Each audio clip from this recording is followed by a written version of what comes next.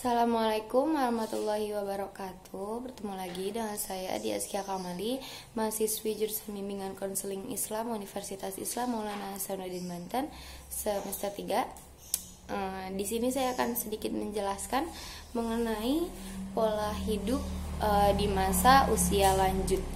Jadi pola kehidupan di masa usia lanjut ini lebih beragam dibanding pada masa usia tengah baya, karena pola hidupnya susah distandarisasi.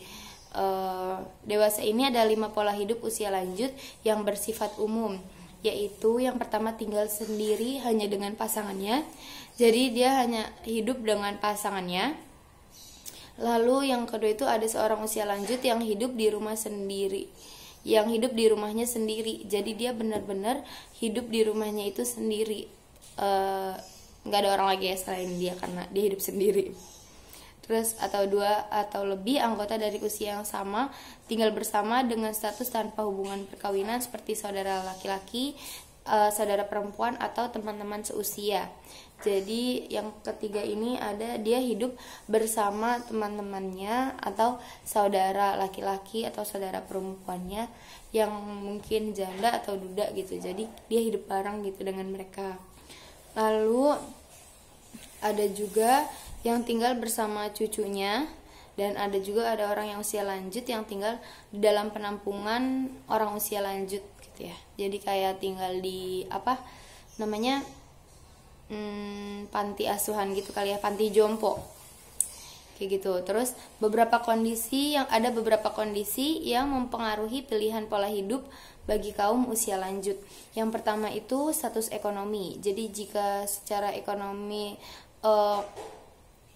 mereka tuh kalau ekonominya rendah gitu, turun ketika usia lanjutnya, jadi ada kemungkinan mereka memilih hidup untuk hidup bersama anggota keluarga lainnya, entah bersama anaknya atau bersama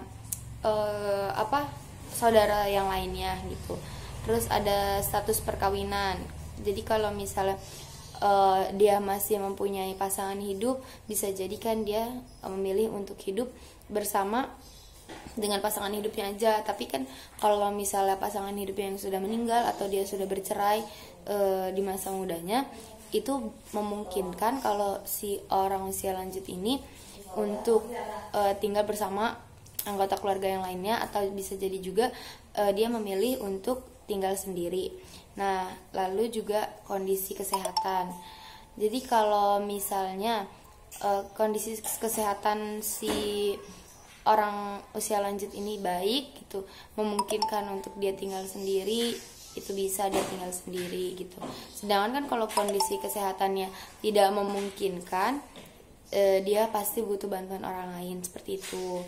Nah, lalu juga ada kemudahan dalam perawatan. Lalu ada jenis kelamin.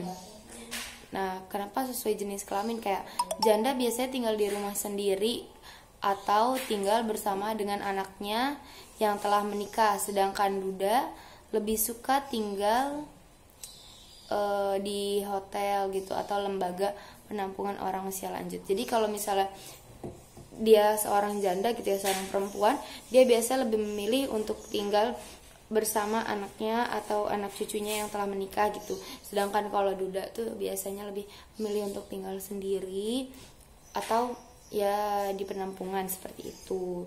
Lalu juga anak-anak ya, kalau mereka punya banyak anak gitu, memungkinkan mereka untuk tinggal bersama anaknya. Sedangkan kalau misalnya mereka tidak mempunyai anak gitu ya membuat mereka untuk memilih kehidupan lain, entah yang tinggal sendiri atau tinggal di penampungan seperti itu. Lalu juga ada keinginan untuk mempunyai teman. Jadi kalau misalnya orang usia lanjut ini kan pasti dia kayak kegiatannya itu aja nih, gimana ya caranya. Nah, dia tuh jadi kayak yang pengen punya teman, pengen ditemenin gitu. Sedangkan kan kalau anak cucunya kan pasti punya kegiatan lain ya. Ada yang kerja, ada yang sekolah gitu, sehingga dia di rumah nih merasa sendiri, merasa bosan, dan itu tuh bikin dia pengen hidup punya teman gitu. Sehingga ada beberapa orang tua dengan penyebab seperti itu dia memilih untuk tinggal di kayak panti jompo seperti itu.